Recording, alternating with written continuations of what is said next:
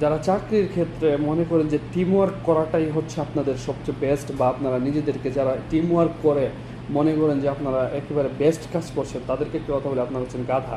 আমার কথা খারাপ নিয়ে না, এটা আমি বলছি না, জ্যাকমা বলতেছে, আলিবাবার প্রতিষ্ঠাতা জ্যাকমা বলতেছে যে যারা ইজিলি